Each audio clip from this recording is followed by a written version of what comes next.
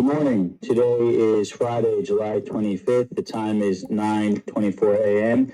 My name is Spencer R. Horn. I'm the Assistant Special Agent in charge of FBI New York, and we are here for a recorded proffer agreement with Ms. Maxwell. Good morning. Good morning, Ms. Maxwell. How are you? Good morning. So the proffer agreement we signed yesterday,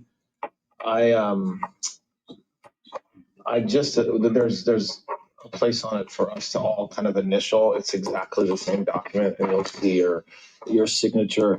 If you can just initial right to the left of right here, right there, and then Mr. Marcus will initial as well. And just to kind of before we get going, I'll just say that exactly the same folks that were here when we met yesterday are here today. So I'm not going to do formal introductions because it's exactly the same group of folks.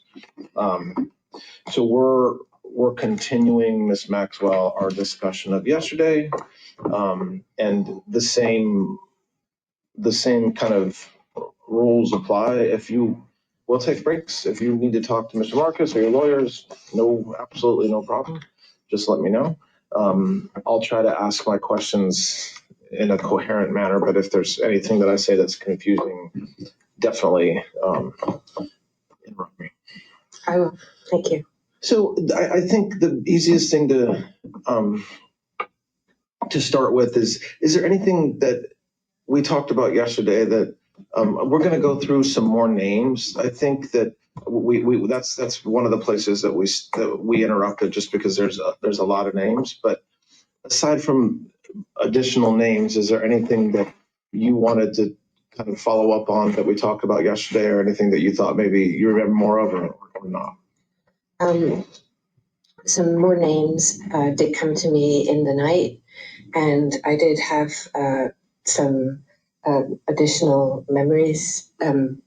Just for clarity, I believe I said that I couldn't think of anybody who I may have asked from Mar-a-Lago, but then I realized that the allegation at least is that I met in Mar-a-Lago, so I felt that I needed to address that, and I didn't want to leave that hanging because that seems weird under circumstances. And also, but I couldn't remember anyone, and that maybe it was a long period of time. So the issue is not that I'm trying to not say, but I just don't remember anybody that I would have, but it's not impossible that I might have asked someone. I don't know exactly what you said yesterday, but I don't think what you said yesterday is different than what you just said. So yes. Okay. I just wanted to be. I just didn't want to feel that I had said no to something, and that it definitely has said that she was working at Mar-a-Lago, and that you received a treatment from her at some point, and that you recruited her to meet Mr. Epstein. Right. Do you know affirmatively whether that's true or false, or do you just not have a memory either way? I really don't believe it's true, but I know that I did go to spas, and if I met someone, I did ask if they're home. So in the realms of possibility, it could have, but I have no memory of it, and I don't believe that it's how it went down, but I don't want to. Okay, so I want to talk about, we talked a little bit yesterday about the financial part of your relationship with Mr. Epstein, kind of being on payroll, for lack of a better word, for many, many years, starting around $25,000 and ending up at around $250,000 per year. There's, as you know from your trial, there's banking information that shows a ton of money being sent to you from Mr. Epstein over the years, in I think totaling something like $30 million, something like this. What's the why was that money sent to you? Like, what was that for? Well, first of all, I dispute the characterization that the money was sent to me.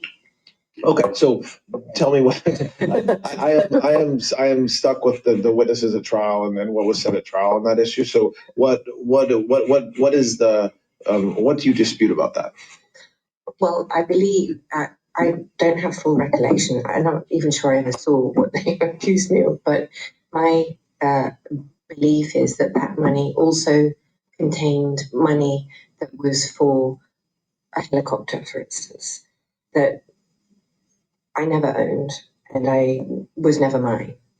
And in other words, money was sent to you that you then used to purchase things, or? well, I'm not even sure that I purchased it. So the accounts, those accounts would be controlled by his accountants. And, Even accounts in your name, you're saying, or one of your entities. well, I'm not even sure I knew of all the entities. Maybe I did contemporaneously, but I certainly wouldn't know today. So if there was an entity, let's say account X, if I really set that up myself, or whether they said we're doing this and the money's coming or whatever, but in no substantive way, I can't think of the right word. Did you have control over? I had no control, is what I'm saying. So when the government, when there was testimony or the government admitted evidence that showed, for example, $5 million in 2002 coming from Epstein to you, okay, what you're saying is that that happened, but that the you there wasn't money, that he wasn't giving you money. I'm not going to say that for everything, because maybe there were accounts that money was sent to me, but I can say that I know, like the helicopter, I can definitively say. I'd have to look at all of them to be accurate for you, but to explain how or why I could be receiving monies, and I certainly did, so I'm not disputing all of it. When you said that, let's go back and look at why did money have to go into your accounts or account that was controlled by others but in your name to like purchase a helicopter? Oh, that's a very good question. I'm not sure I know the answer to that.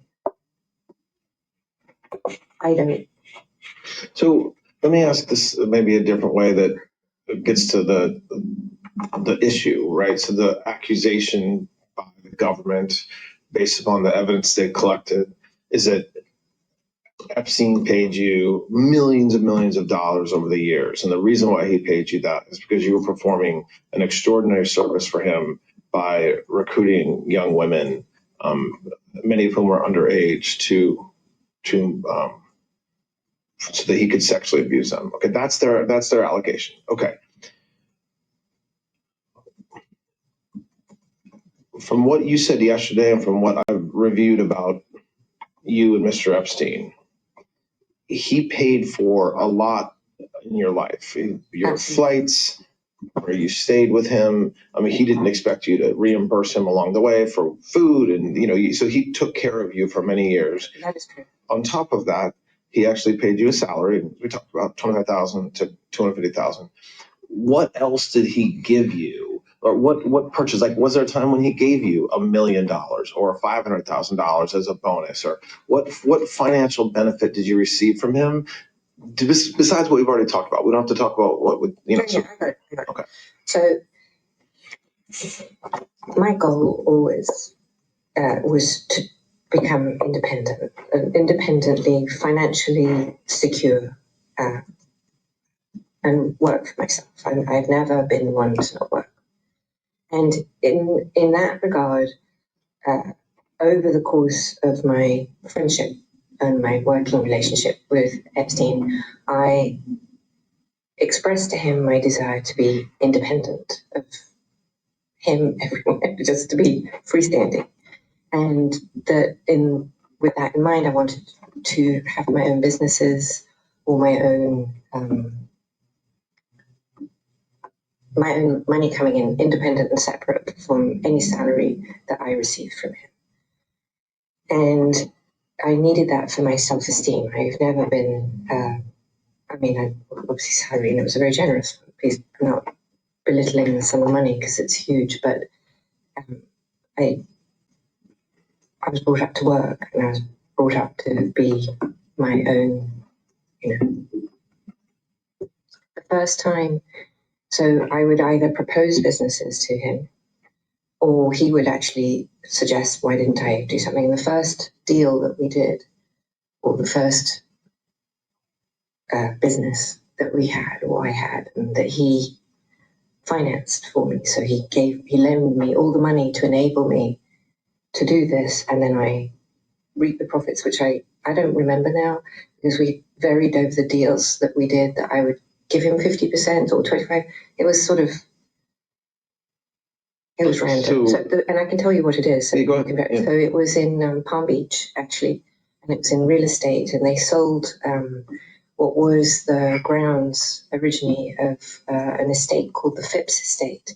And then they converted the land that came with that estate into houses.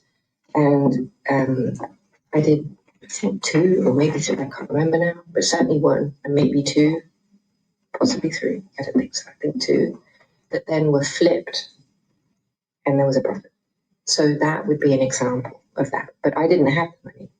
So he lent me the funds to do that business transaction, and then I reaped the profits. And so, but when millions of dollars. When a financial investigator, like the FBI, looks at accounts, they don't know kind of the conversations you're having. They just see the money. Right. So in those cases, when that happened, when he financed that with you, would he send money to you? So does that explain some of the money? Like, I think it does. I think, for instance, there were 2 Gullwing Mercedes that they did with Mercedes and Aston Martin. You can look up, I think, if I'm right, that had all the doors that would come up like this, that were only a very limited number that were made. So I knew that we could get those and flip them right within 24 hours, for example.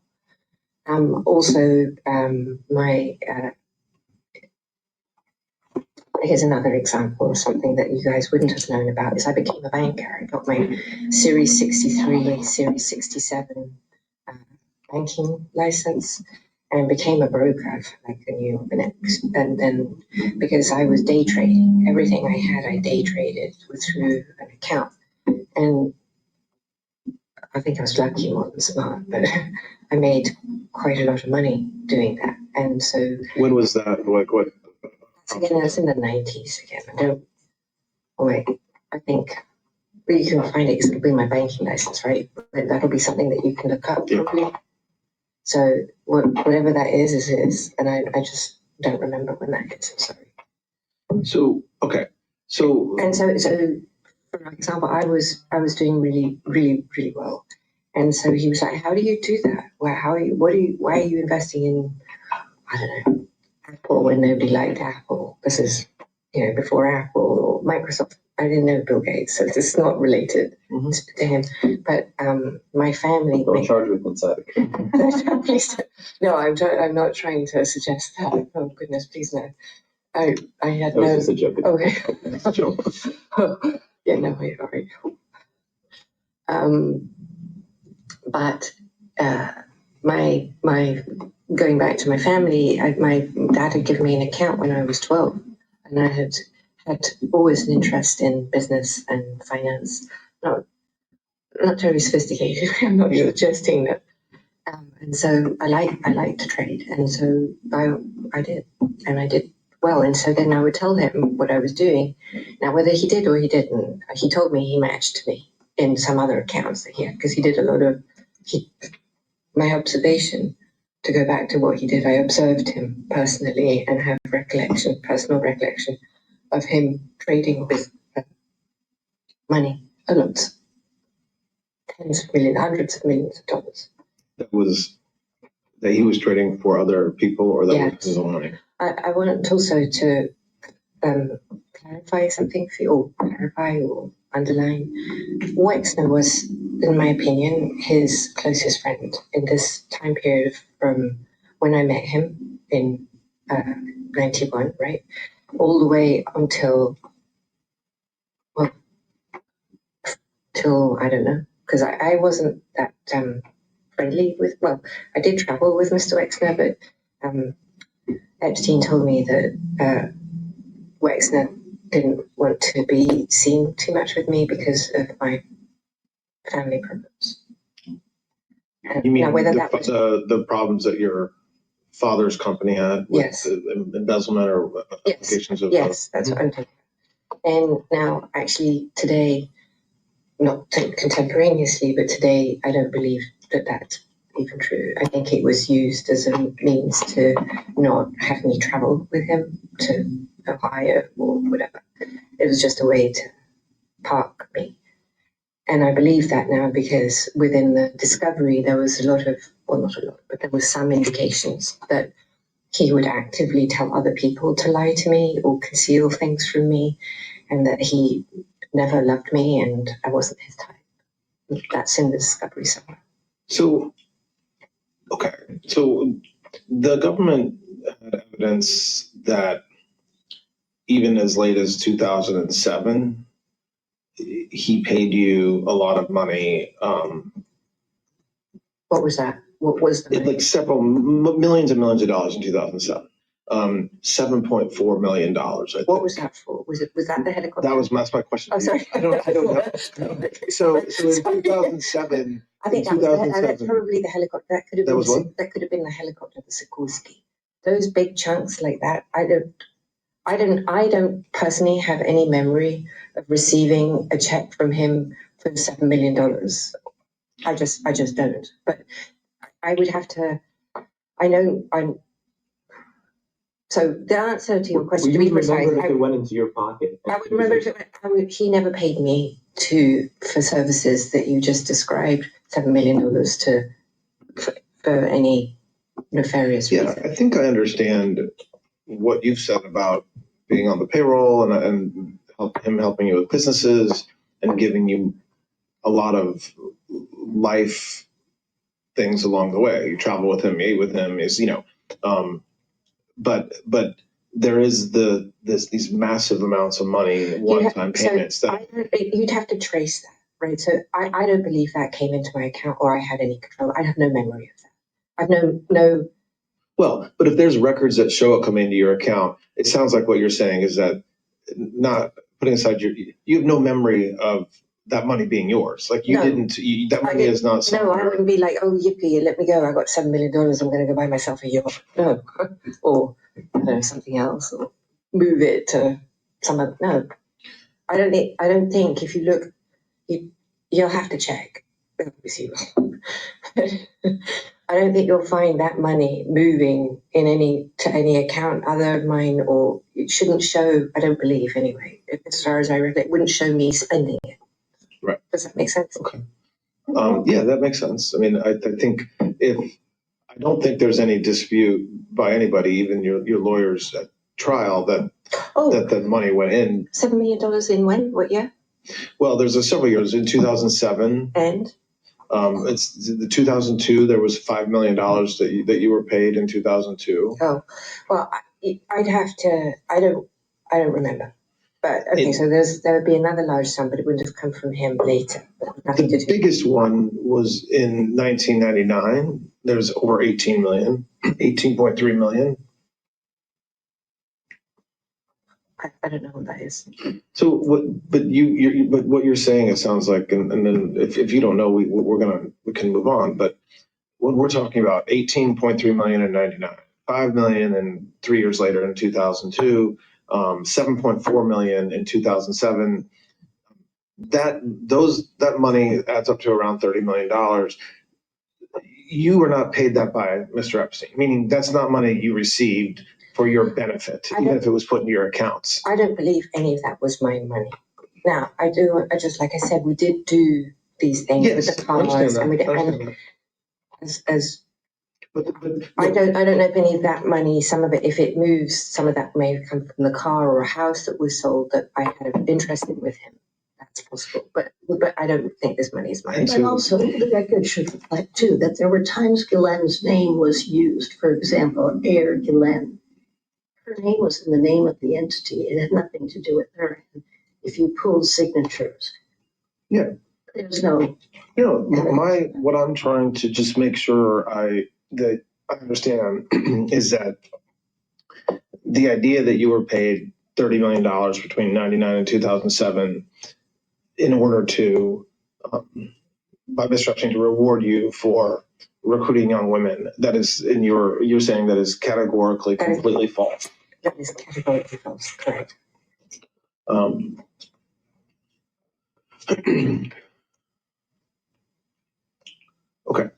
So I want to we went through several individuals yesterday, and I want to go through just a couple of more names and ask if you know them, and if you do know them, how you know them. Do you know Elon Musk? I do. And how did you meet Mr. Musk? I met him in, I don't remember the year, but it's going to be in 2010, 11, something like that, I think, if my memory serves. And I was at an event for Sergey Brin, the co-founder of Google. And Sergey had arranged it was for his birthday, and we were all, a bunch of us, I don't even remember how many we were, but not many of us, maybe, I don't know, if I say 40, I could be wrong. If it was 30 or 50, I don't remember, I'm sorry. Went to another friend's island, somebody called Mr. Bigotzi in the Caribbean, and not with Epstein. He was not there to celebrate Sergey's birthday. And we were there together for, I want to say 3 or 4 days, something like that, in my memory. And Mr. Musk was present for that. And that was the first time you met him, as far as you know? As far as I remember, yes. Did you know his brother, Mr. Musk's brother? I don't know if I've ever met him. I know that he has a brother, and I don't think I met him. Aside from that time in around 2010 on the island of the Caribbean for a couple of days, do you know Mr. Musk beyond that time? We met at, I was at the Oscars, and we met at the Oscars. What year was that? Earlier or later? It was post that event, I believe. And do you know whether Mr. Epstein knew Mr. Musk? I believe they did. And the only reason I say that is not from my memory, but because I think I saw, and my memory is that in Discovery, they were communicating on email. So you have no personal knowledge of that. It's just no what you've seen from the press or from Discovery. And I believe his brother as well, actually. Excuse me? Mr. Musk's brother as well. But I don't, like I said, my memory is not it's not as good as I would like it to be, and I just want to say that. Do you mentioned, I think yesterday in passing, not in passing, but as part of another answer, Andrew Cuomo? Yes. Did you know Mr. Cuomo? Well, only because he was married to Kerry. Yes, okay. And I think I knew his brother as well. He has a brother, right? He's on TV. What's his name? Right. Christopher. Yeah, Chris. You mean the former TV anchor, or yes. the TV anchor? Yes. Chris Cuomo? Okay. So, but I would say just socially, I'm not close friends or anything, but because I was friends with Kerry, and I met him a few times, and I've certainly met his brother as well a few times. And the same questions that I asked about Mr. Musk, do you know whether Mr. Epstein knew Andrew Cuomo or Chris Cuomo or Miss Kennedy, your friend? I don't think so. And so you don't recall any of those 3 individuals like flying on Mr. Epstein's plane or visiting him in Palm Beach or at the island? No. I think you mentioned former Secretary of State John Kerry yesterday, but if not, do you know Mr. Kerry or not?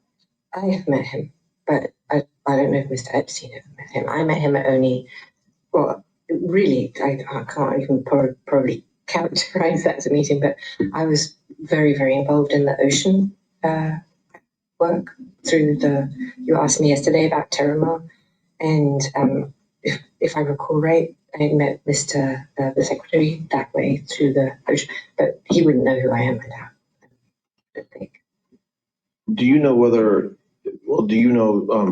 former Senator Ted Kennedy? Yes. And does Is that through your own life or through Mr. Epstein? My life.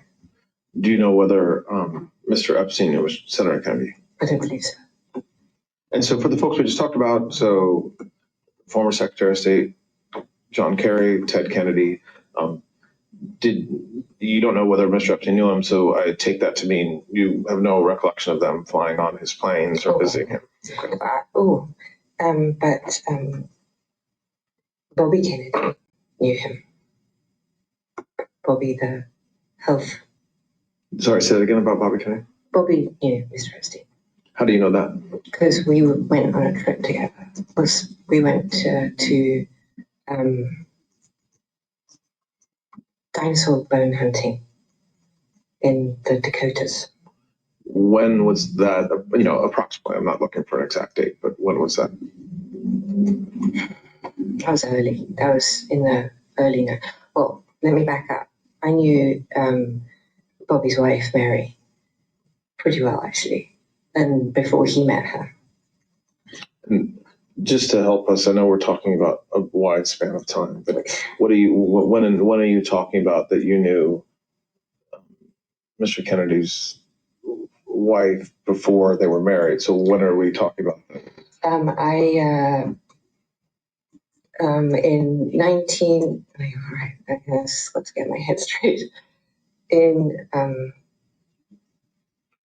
Well, would this have been before you met Mr. Epstein? Yes. Okay. So I met him before I met. So we're talking about in the 1980s. 1980s. Oh yes, Okay. Thank you. Okay. 80s. Okay, so we're talking about the 1980s, and then I was I had a very, very long-standing boyfriend, and he had his brother was dating Mary at the time, and we were all very good friends.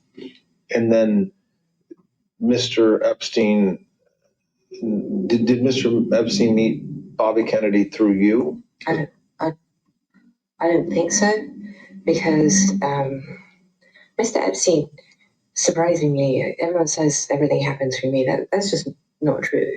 I mean, I think yesterday I explained that he had friends from London, and those are they were what the people would call fancy. They were fancy people. But he had the same types of relationships before I met him in America. So when I met him, he was already, Wexner, and he had Henry, and he was. I don't know if then he was in the Council of Foreign Relations, but he was friends with Ace, and he was well established. Yeah. He didn't need me, and he was, his Eva was a major model, so he had all these modeling connections and friends in that business that long before I met him. And so the trip that you went on with Mr. Epstein and Bobby Kennedy, was that in the 90s and 2000s? I think it would have been in the, I want to say 93, 94. Okay. So a very long time ago. A very, very long time ago. A few years into your relationship, a few years into the time that you knew Mr. Epstein. Yes. I don't want to hold myself to the dates because I really. No, I'm not holding you to dates. I think I've said that a lot because I appreciate we're talking about the 80s and 90s and even the 2000s. Want you to know I don't have anything to review. So I haven't had any ability to, short of my legal material, obviously, which I have, so I came with a box with it, but short of that, I have nothing with which to refresh, or very limited stuff, I should say. I don't want to say nothing to refresh my mind. I understand that. Do you have any recollection of Mr. Kennedy, of there being anything inappropriate with Mr. Kennedy and masseuses or young women on the trip you just talked about? I never saw anything inappropriate with Mr. Kennedy. Do you know whether he ever got a massage from one of the masseuses? Do you know either way? I do not. But not something you remember? I mean, absolutely not. I mean, yesterday, if I didn't make it clear, I will reiterate it. I never, ever saw any man doing something inappropriate with a woman of any age. I never saw inappropriate behavior. Now, I'm not going to say hands or about it. That to me is not inappropriate. Now, if somebody's inappropriate and mine may be different, but we're not talking about anything that's resembles the accusations that we're discussed here. So that would be a flat no to any man. Did your or Mr. Epstein's relationship with Bobby Kennedy continue into the 2000s, as far as you know? I would say yes. Well, mine, yes. Years with you? With me, for sure. Do you know whether Mr. Epstein and Mr. Kennedy, Bobby Kennedy, continue to have relationships into the 2000s? I have no personal knowledge of that. I mean, because here's another thing is that everyone puts us together a monolith. He literally had a separate life from me. I literally had a separate life from him. Now, did they say? Well, of course they did. I'm not crazy, but he kept a lot to himself, and he didn't like to share. He was not a sharer. Well, at least not with Mr. me. Epstein didn't share your secret. Not with me, no. Did you do you know somebody named Cheryl Mills that used to work in the White House as a lawyer? Yeah. How do you know Miss Mills? I met Miss Mills through President Clinton. And do you remember generally the time frame that you met her? I do, actually. I'm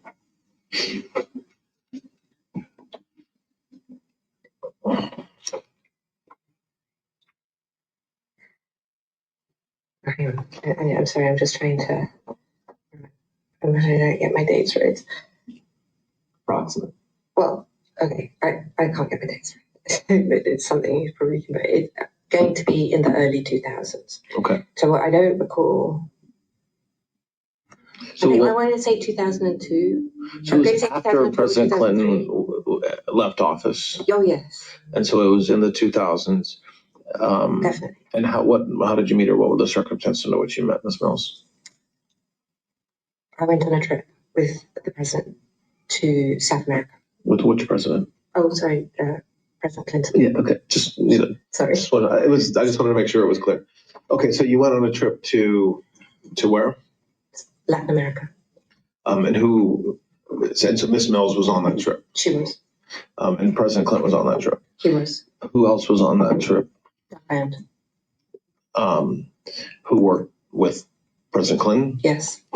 And was Mr. Epstein? No. And what was the purpose of that trip? Well, the president had his. I don't know. I mean, the president met with. I can't even remember all the presidents. And was this part of President Clinton's work after he left office with his foundation, or was a meeting? I don't think the foundation was something for him. I don't remember when Clinton Global Initiative started. So if you give me that date, I can tell you if it was pre or post. Because without that, I can't pin the reason. Do you remember what it was for or not? No, I don't recall. I mean, that's don't overthink or underthink the reason for my questions. I don't have any idea why you went on that trip. So okay. I don't know an answer that I'm keeping. No, I'm just trying to be as accurate as possible and give you the why would information. Do you remember why you were invited to go? Like, were you friends with somebody? What was your role going on that trip? I didn't have a role. So, do you remember why? Do you remember who invited you to go?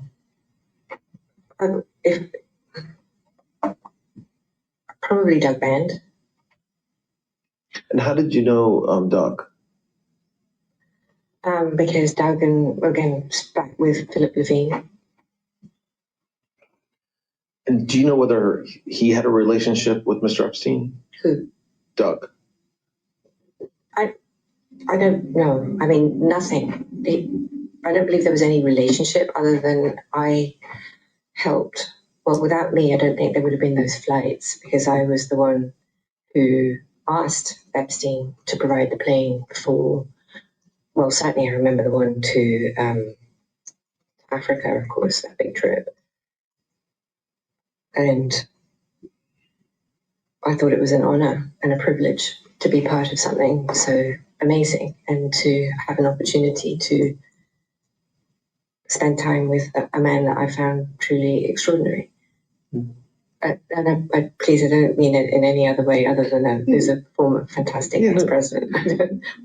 So I was asking around the question, but I was asking, like, were you basically asked to go because you were kind of responsible for the plane? Not responsible is the wrong word. They use you. They were able to use you to make sure that they could. You helped them get Mr. Epstein's plane for the trip. No, I don't even know if when I was on that. In fact, I think that trip, I'm not even sure that Epstein had met the president. Okay. I think this was, but if I'm right, and I think I am, I think that trip happened when Epstein and Clinton had never even, not that they'd never met because Epstein had gone to the White House, but they had not met. I'd never asked Epstein for the plane then because they'd never met and it would be weird. But they met because of me and the plane was because of me. But that trip was the first, I think, the first trip I took with the ex-president. And I don't believe Epstein and he had met. And we're talking a time period when I was trying to leave, not very successfully, obviously, but I was branching out on my own and being more independent of Mr. Epstein and trying to, I don't know, all kinds of businesses that I was into. I was trying to start the first telehealth medicine with the Cleveland Clinic. I mean, I'm not going to bore you because I don't think that's what you guys are interested in, but those were the sorts of things that I was looking for him to finance so that I could stop being, general manager of a hotel. Did you take other trips with some or all of those individuals kind of without Mr. Epstein in later years? Like you said, that was the first time that you kind of been on something like that, and it was an honor, and you were spending time with former President Clinton and others. Were there other, over the years, did you do that more than once? Yes. We'll talk about those. Like multiple times, like too many to count, or there 3 or 4 times, like how many times? A lot. I went on a lot of trips. Now, I don't recall all of them, not because I'm trying to be evasive or anything, but I just don't remember them all. And after a while, in the incredible job that you have, all of you, that when you're so high pressured and you're spending so much time with extraordinary people like you do with President Trump, it can blur. It just does. And there's few things that stand out because at the end it's all just extraordinary. There's cars and sirens and president. It's like, well, okay. So I understand, but talk. So don't give me specific. Understand you can't give specific numbers. Describe more about kind of that part of your life and your relationship. I'm using relationship. You don't like relationship. And your my employer. Yes. So just to describe what you were doing with those individuals. So when I say those individuals, I'm talking about former President Clinton, Doug, magazine, all of them. Yes, there were loads of them, and basically all of them. You know the team. I don't need to give you all the names. You have them at your fingertips, and I can confirm. If you give me names, I'll say yes because they're not all going to pop into my head. So, right. Okay. So I started spending a lot of time. I don't want to characterize that. I started to spend time with the former president and with Doug and his team, and I had no purpose really, other than I obviously offered something. I don't know, ideas. Anyway, and he started to travel. I don't remember if the first trip was Africa or how it went, but at some point, I think there was actually 2 trips, but I'm not sure. So there was to Europe and then to Africa. I think maybe it was all one trip. And at some point, Mr. Epstein said he didn't want to go on the trip, and he was going somewhere else, and he just left. And I was like, well, okay. And so I ended up doing the whole trip without Mr. Epstein or his plane. And when you were traveling with them, what were the purposes of the trips? Like, is this one? I think these were all, I think actually it was the AIDS was one of the primary ones for his AIDS foundation when he was working to do that. And there were always a humanitarian side to the trips. And we went to Egypt, and it was, oh, yeah. So it sounds like you're describing one trip with lots of It could be, stops. but I have a feeling that I went on other trips, but I can't remember. When you went on I these went to London. to London, okay. I don't know if that's the same trip. When you went on these trips, were you always on Mr. Epstein's plane, or No. did you sometimes accompany them on a different plane? Correct. Yes. How many were on Mr. Epstein's plane? Again, I'm not holding you exact. That was full. That was packed because there was a lot of Secret Service. It took all the Secret Service as well. So Okay. it was whatever the detail is for Secret Service. It's a lot. And on how many occasions, besides the trip you just described, were there other times when they used when President Clinton and the folks he was with used Mr. Epstein's plane?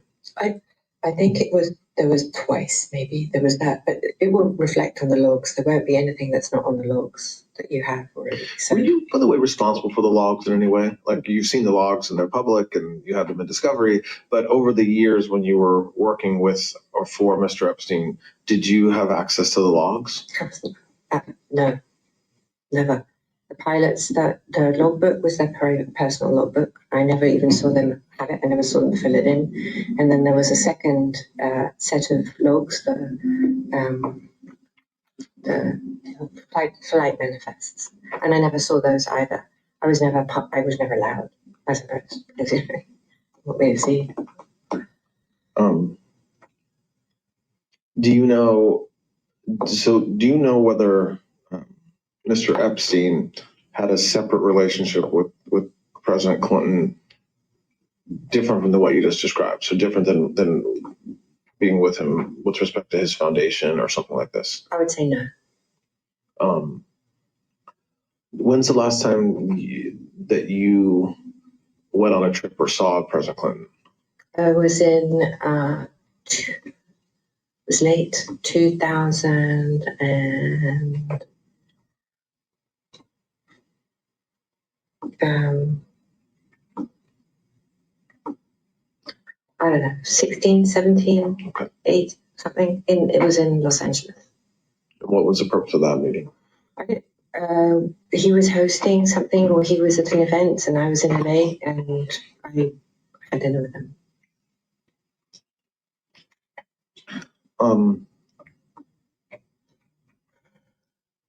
Did you ever meet Secretary Clinton, Hillary Clinton? Yes. When did you meet her?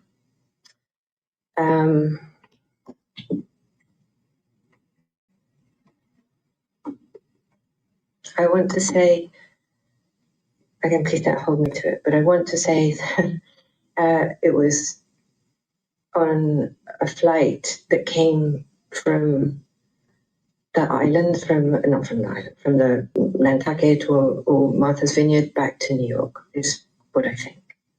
I might be wrong. Okay, so an East Coast island like Nantucket or something like this. The ex-president never came to the island. And is that the only time that you met Hillary Clinton? No.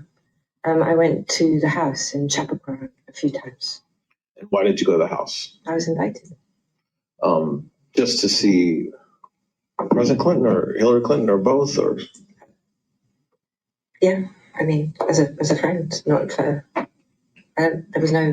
I don't remember any reason. Either was somehow I communicated that was in driving back past Chappaqua if they were home and stopping.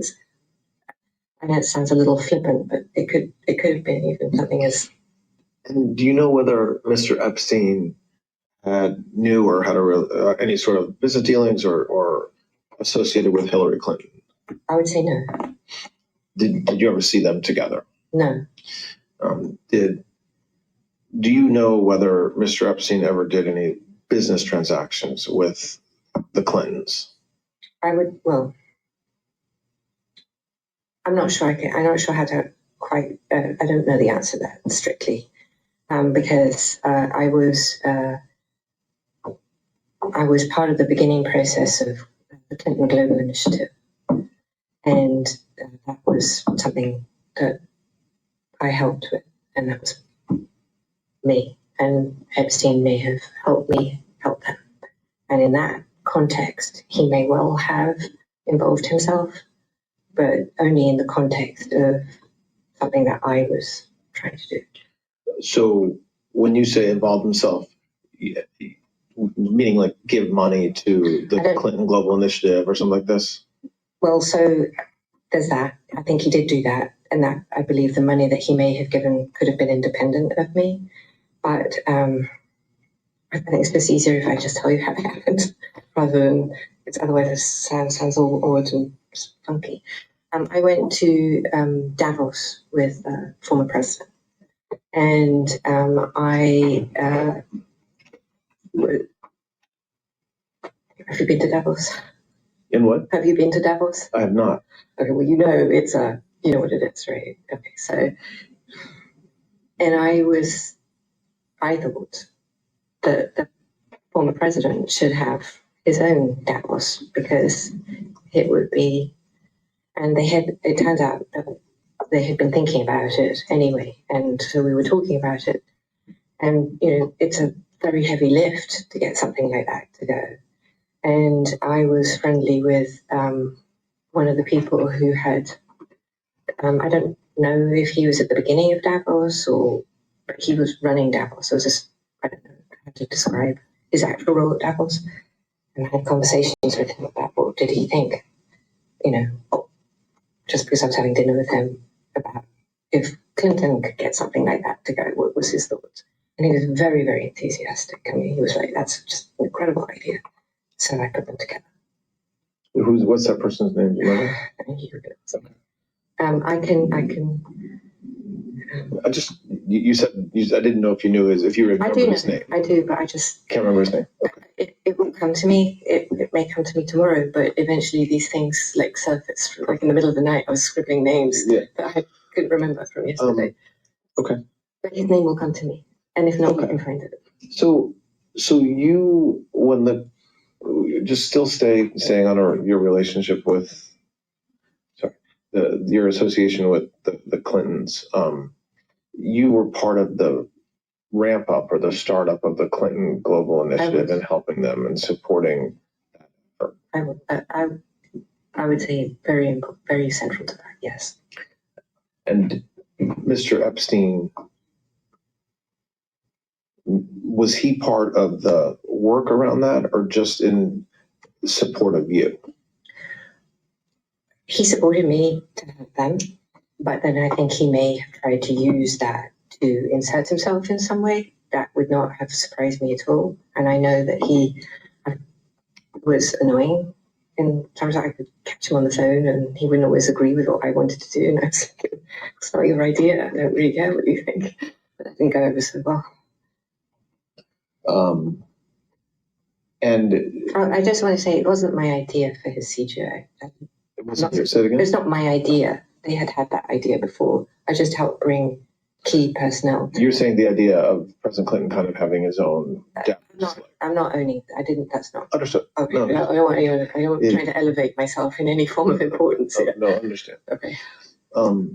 Did you go to Davos with President Clinton more than once or just once? I can't remember. Once for sure, and I think maybe twice, but I don't remember. And you're not, I think you said you're not aware of President Clinton ever going to the island. He absolutely never went. And I can be sure of that because there's no way he would have gone. I don't believe there's any way that he would have gone to the island had I not been there. Because I don't believe he had an independent friendship, if you will, with Epstein. Well, did they speak? Did he go on? But yes, but that's very different from going to spend time online. And plus, the story as told is so patently absurd that I flew him in the helicopter. I am a helicopter pilot, that is true. But the notion of me flying an ex-president and a machine terrified me. I would never even take that responsibility. Can you imagine? Yeah, no, I'm not. No. Did you ever go with President Clinton to any of Mr. Epstein's properties? So like New Mexico, Palm Beach, or in New York? I have no memory of him in any of those places. When you were in London with President Clinton, did you ever go to your flat with him? I don't think he did. I don't think so, because it is. He wouldn't even be able to carry on his Secret Service with him. I don't think so. No. Okay. Do you know? We talked a little about the Dutchess of York about Sarah Ferguson yesterday. Did when's the last time you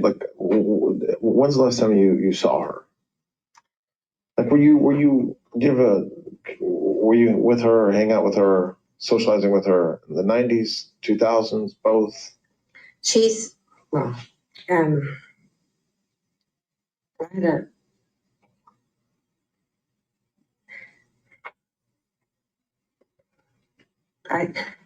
don't know if she liked me very much. I think my friendship with her ex-husband, well, sometimes she really did like me, and sometimes she didn't. So maybe a friend of me. I don't know. It was always friendly when we were together, but I think that there was some latent hostility. And Is that something you've heard since everything came out, or along the way you felt that way? No, that's how I felt. That is a characterization of myself. That's how I felt. I would never. I was always friendly with her. I mean, I've seen her many times, and she's also super close with other people that we were very good friends with in England. I think that she liked Mr. Epstein. Why do you think that? My female intuition. Discovery. Oh, no, I don't remember it. Well, okay, I don't. It's possible that there's things. Well, I know it's not possible. I know that there is discovery, but I don't recall. But I think she had a thing for him. Did there's some actors or some folks from Hollywood that I want to ask you about, just to understand whether you knew them or Mr. Epstein knew them. Chris Tucker? Yes. How did you know Mr. Tucker? I think only from that flight to Africa. But I do think that they met. You say that flight to Africa, the one we were just talking about with President Clinton? So, yes. Okay. Sorry, go ahead. Yep. But I also think that they kept a little bit in touch. And I think they met, or I have a memory of him, maybe in LA. I don't know. I think they sort of loosely stayed in touch. I don't know. I don't know how to say. Do you know Mr. Tucker besides that flight? No. And do you know whether, when you say you think that they kept in touch, you mean you think that Mr. Epstein and Mr. Tucker? They may have. I didn't, but he might have. I'm sure. Kevin Spacey? I know him also from that same flight.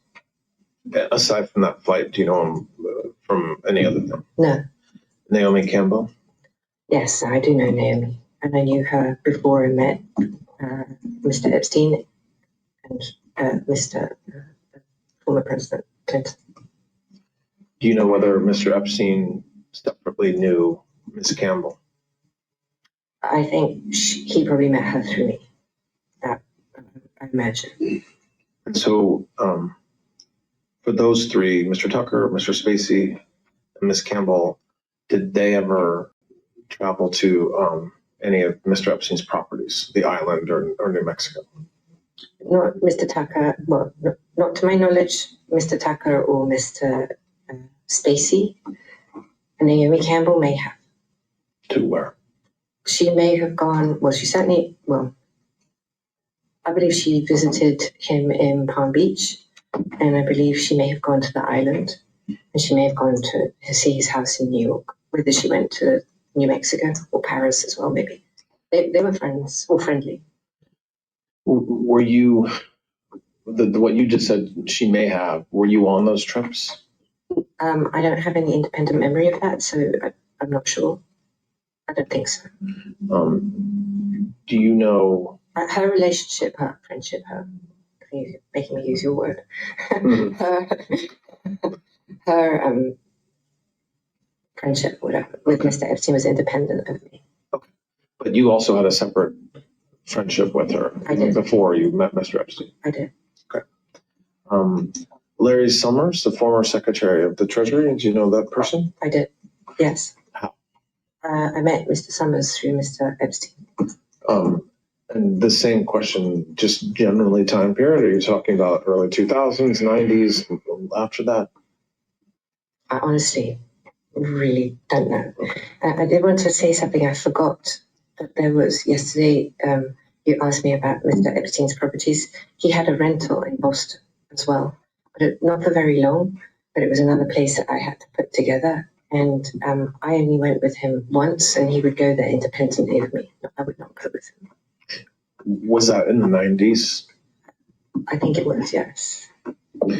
Mr. Summers, do you know what his relationship was with Mr. Epstein, business, personal, both, or don't you know?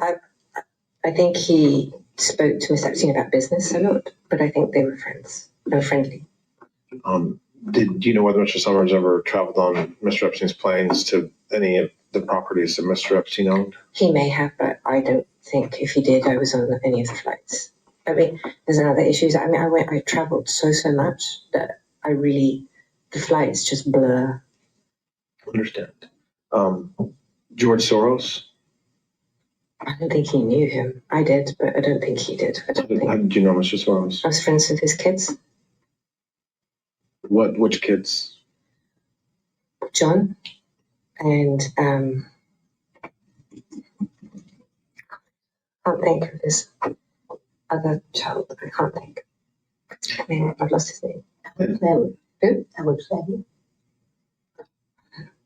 So I met him, but just socially, and he may not remember that even having met me. I was excited to meet him. When would you have met him? If I met him, I think it was either at an event or at his kids. It wouldn't have been at his house. At an event, I think actually no, in the Hamptons I met him. He was staying at somebody's house. And what was your relationship? How did you know his kids? I was out and about in New York a lot. So just socially? Just socially, yes. And just socially, I think. Do you know whether Mr. Soros or his kids ever traveled on Mr. Epstein's planes? I don't think so. Ever visit either the island or New Mexico? Or no, I don't think Paris? No. So we tried to identify names that have come up either publicly or in other lawsuits. Are there any names that come to mind that we haven't? We've talked about a lot of names. Are there some folks that you think we've forgotten to ask you about? Well, you asked me about names, and I have some names, and I just want to give you some context for the names as well. So we talked about Elizabeth Johnson yesterday. Mm-hmm. She had a boyfriend, and he was Frederick Fekkai, the hairdresser, and he and Epstein were friendly, very friendly. And then what time period are you talking about? Well, 90s or 2000s or both? I think the 2000s, actually. You can date that because from when I think he probably knew Frederick before he dated Elizabeth, but. And when you said they were very friendly, did they go Do they travel together? I don't know if they traveled together, but Epstein didn't go out very much. Oh, I mean, he did go out, but not. And sometimes if he did, I think he would go out and maybe see Frederick. And then there was, I mean, he had a bunch of guys that I would know that he would see or meet, but he really, I guess now I'm not so he had any friends. I don't know, but. Okay, what other names? Okay, so Henry Jarecki, who had an island near his. Henry was a financier. He was the guy who cornered the silver market back in the day. He had an island in the Caribbean near in the British Virgin Islands. Okay. And there was Branston's Island there. Now, I know that there's an allegation that they met. So I think I remember that I went to Richard Branson's Island with Mr. Epstein, and maybe he went another time. But I wouldn't characterize Richard Branson and him as friends, but he did go, and I think I went with him. Do you know whether Mr. Branson ever came to Mr. Epstein's Island? If he did, I was not there. Okay. Okay. So, but it's possible. So Understood. I wanted to. Who else? Marvin Minsky. He had a group of scientists that he was very, very friendly with, all centered around Harvard. So I remember him, Martin Novak, who's a mathematician, Stephen Jay Gould. I don't know if Stephen Jay Gould came through the Harvard angle, but I know that Epstein would have dinners at the house that I was tasked to organize. And the scientists were a very major component of that. They weren't social dinners as much as they were scientific. He would discuss. But if you were in the area of brain cognition, or he would invite them to the house, and they would come, all of them. Any name you can name, they would be there. So let's talk about that relation, those associations or relationships he had with the mathematicians and with Harvard, and I think with MIT to some extent as well. MIT too. What from what you observed, what's the reason behind him having developing those ties with Harvard, with MIT, and with certain professors and others associated with those institutions? He really was profoundly interested in that area of science and in the brain, and if you were in Stephen Jay Gould or the major scientist on happiness, it came, I believe, from a genuine area of interest, not from anything. And how did he become friends with them? How was he able to spend time with them? Meaning, did he donate to the university and then they were kind of, it was mandatory fun for them, or did he have relations with them where he would host them? I don't know if the chicken or the egg came first. Okay. But when I met him first, he was already doing a lot of this stuff. This is not, I've read, so this is why I'm saying this. I was not responsible for this area of interest. I certainly, sorry, just to bounce a second before it slips my mind and I leave something out. There was an institute in New Mexico called, anyone? The Institute of, it's very famous. We're not talking about Alamos. Anyway, all right, there's a very famous institute in New Mexico. You can look it up. It'll come to you the minute you put it in your computer. And there had some of the biggest brains ever. That relationship came through me. So that's me. And that is because my father was one of the major scientific, my family fortune, when I had one, came from scientific publishing. And when it started from the thing that you were asking me yesterday, my father was in the Second World War, I told you, and he won the Military Cross, and then he actually was part of intelligence back in the war, and his job was to interrogate German scientists and prisoners of war.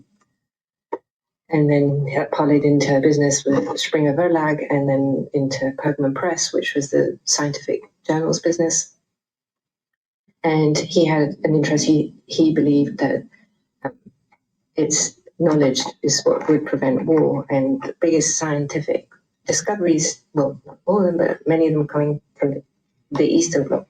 And that's how we have the relationship with Santa Fe Institute and Murray Gell-Mann specifically. And I introduced Epstein to Murray Gell-Mann. Sorry. This is the Santa Fe Institute? Yes, thank you. And Murray Gell-Mann was there.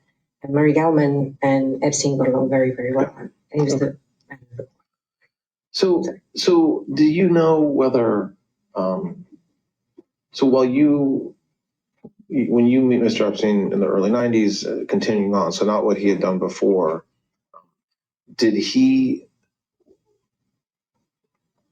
why do you think, from what you saw or what you heard, he had the relationship, or wanted to have the relationships that he had with Harvard and with MIT? So I think that may have come with Wexner. I'm not sure, but that's something that I think that Wexner maybe had a relationship with Harvard, and that he used that relationship to, I believe he funded a lot. And if he didn't, that his clients, of which Wexner obviously was one, would fund, and he would then arrange the fund or organize the fund. Or we'll take a break in a minute, but just to kind of set us up for what we're going to talk about next. We talked yesterday morning about Mr. Epstein's kind of business and how he would have money.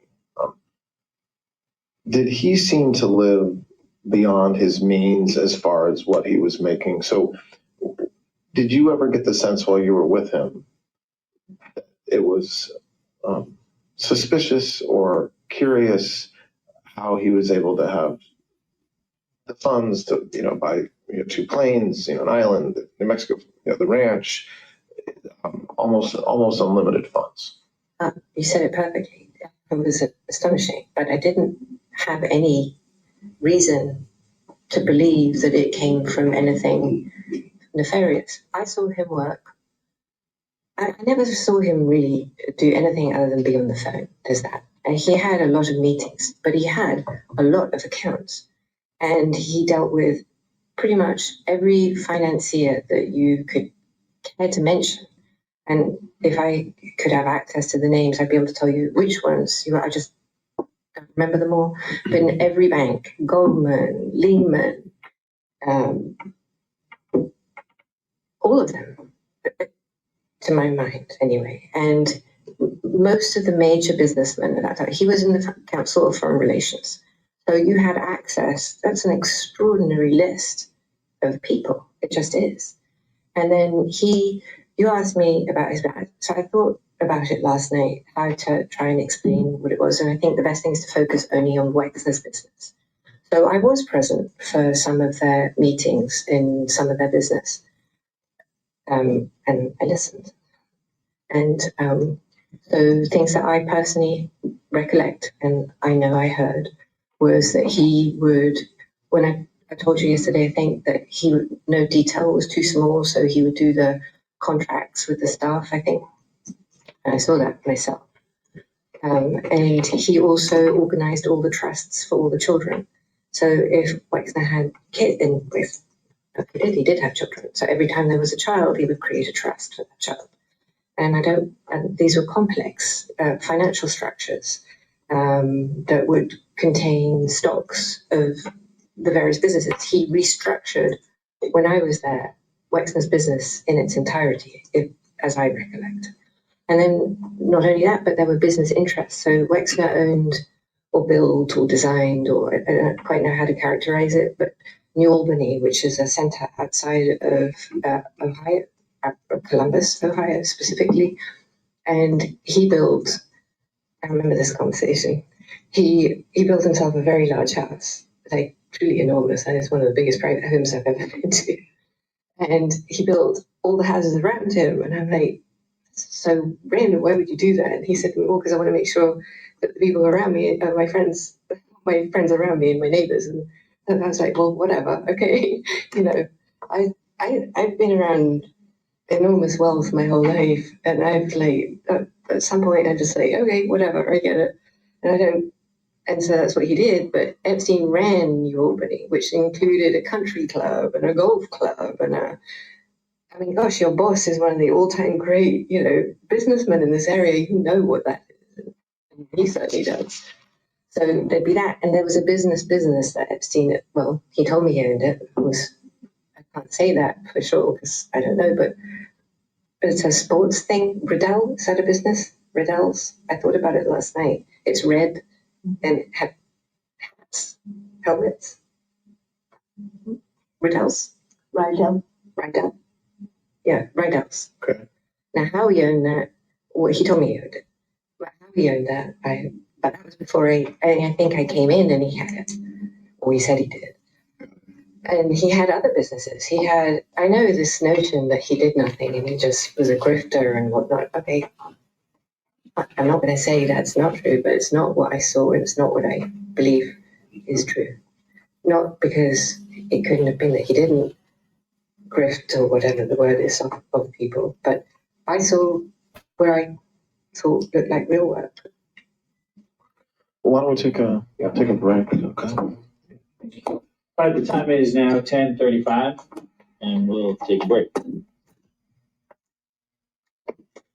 We are resuming from break. The time is 10:49 on Friday, July 25th. All right. So we've talked around this issue, but talked about it a little bit. I want to spend the next hour or so, however long it takes. I want to focus kind of exclusively on Epstein and his criminal conduct with respect to women.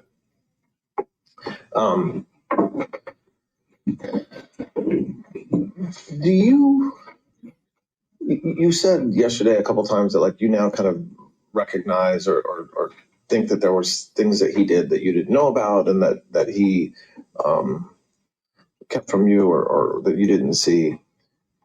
What did you see?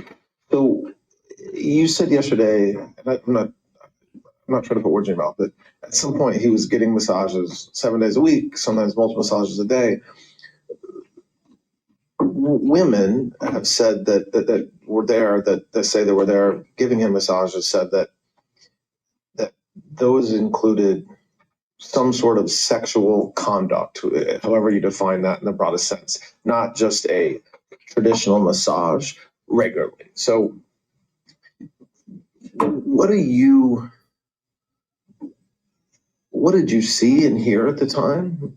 And then I think, aside from what you saw and heard at the time, now that you've been through what you've been through and heard people say what they've said and read what they've read, where does that leave you in your mind with what happened? Okay, so I saw Epstein with women. What I mean by that is he would have women around him, or women on the plane, or women in his house, or that's how I'm explaining that. Those women were very interested. What my characterization of the relationships between all women that I saw with him and him was characterized by, their interest in him as I would see it. And by that I mean I never saw anybody who didn't want to be with him, maybe socially or whatever. I never saw anybody not under any form of duress in any type of situation where they were, as I would characterize it, looking uncomfortable or in any way distressed. In the entire time I was with him, traveled with him. I never saw that. So anytime I saw anybody with him, they were happy to be with him. He would ask people all the time, whoever you were, to massage his feet. He'd be sitting there and he'd have somebody massage his feet or squeeze his shoulders, or I saw that a lot. It was an ubiquitous interaction, if you will. So I did see that. I saw physicality, but not anything that was, I don't characterize it, anything that looked aggressive, I suppose, to define that. So I never saw an aggressive move. I never saw anything that was non-consensual. Thank you. Okay. I never saw anything that was non-consensual. So if he, well, maybe they didn't. I never saw anything that looked like they didn't like the hug, or I never saw what I would characterize as anything that was unconsensual. Did you see him either receiving or participating in sexual conduct during massages? Understanding you never saw something non-consensual. Did you see him engaged in sexual conduct during massages? Well, you could define sexual conduct as in, I did see women who could have been, less than normally clad for massage, but especially on the island where they would be in a bikini or possibly even topless. Yeah, I did see that. So you would. But what about yes, I agree. That's one area. So women who were either not clothed or topless with just a bottom on. But beyond that, did you see as part of that him touching them? And again, I'm not talking about consent or not consent or age or, I'm saying like there's multiple, dozens and dozens of women who have said that they engaged in sexual contact. And I agree there's a broad range of how that can be defined, but defining it in the broadest of terms. I saw him being physical. I did see that, but nothing that was not consensual. And to address the issue of the large number of women who today say that he was not consensual, coercive with them, I'm not sure. In my mind, I sort of have to characterize the two distinct areas. There's one where is the women who are not of age. Therefore, anything with them is immediately unconsensual. Correct. So let's start. And I want to define anyone who's underage versus anybody who's overage, because I do think that there's a very significant differential between the two. Well, so does the law. Yeah. I don't mean that. I agree with you. Yes, I agree with you. Yeah. Okay, so I want to deal with the thing which is really why we're here. I mean, not that I'm not going to deal with the other, but I just want to make a distinction with the underage situation, because there's nothing about that. That's right. I never saw anything with anybody who was, certainly to be categorical from my trial. Let's deal with that, because that's something that I can say. I never saw that with them at all, and I would say that as described anyway in my trial did not happen as described. I'm not saying that Mr. Epstein did not do those things. I'm not classing those. I'm not going to say. I don't feel comfortable saying that today, given what I now know to be true. So I'm not here to defend him. But what I can say is that I did not participate in that activity. And so let's divide this into two areas. Maybe there's more, but we'll start with two areas. One is there was testimony, and there's certainly been depositions and public statements that some of these young women had conversations with you about their age. So, for example, conversations about the fact that they were in high school, or conversations about the fact that they wanted to go to college one day, which would necessarily mean, well, not necessarily, but would be more likely to mean that they were in high school. They talked to you about that. And so were there women that you knew were underage And I say that because that's different than whether they were sexually abused in any way by Mr. Epstein, just merely their age and going to give him a massage.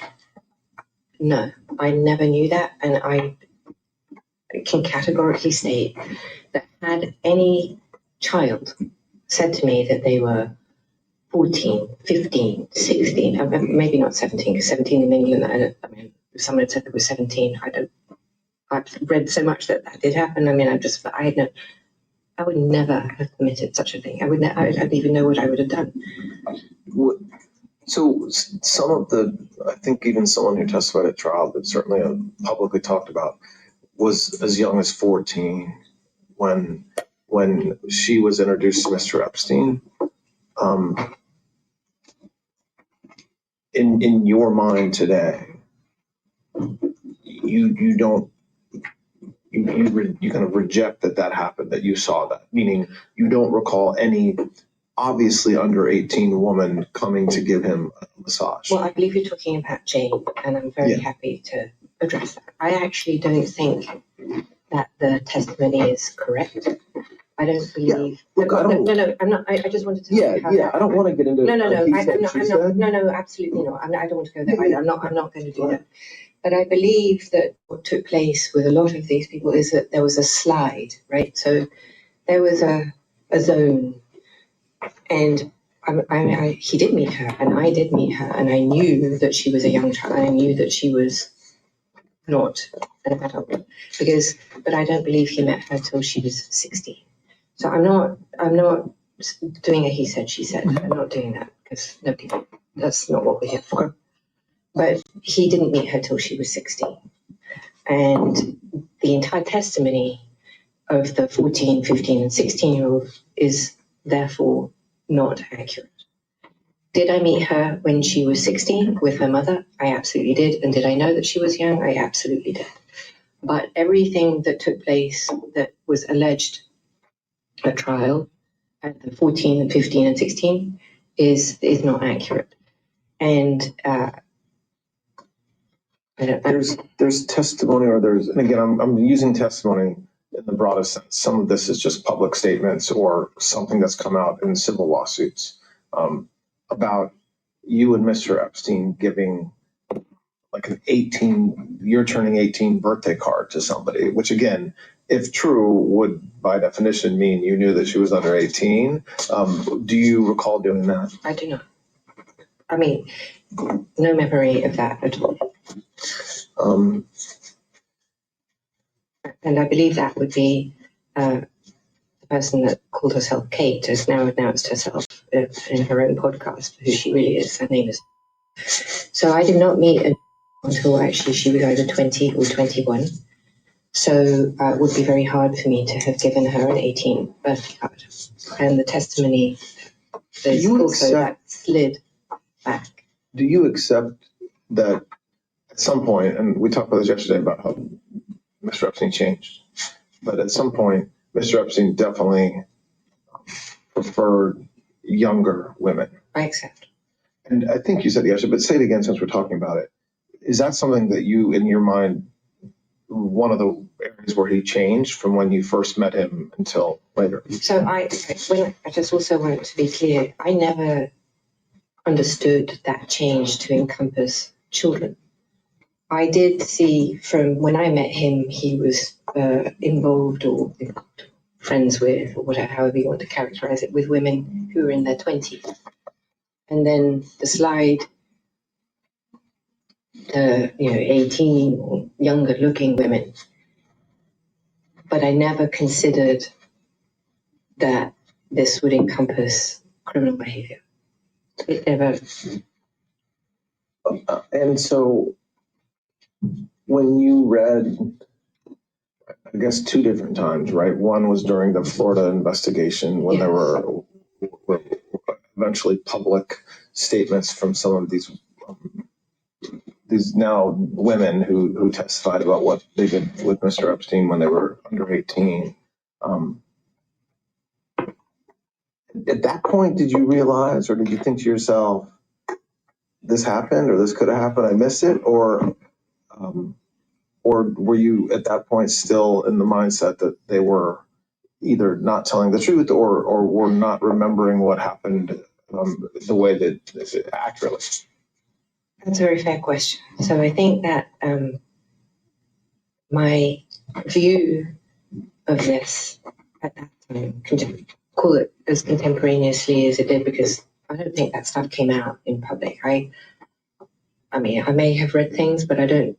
My first real memory of that is at the trial. But my viewpoint, if you will, was set from the minute that lied in her civil deposition, and I could never recover from that because. Which liar? What are you referring to?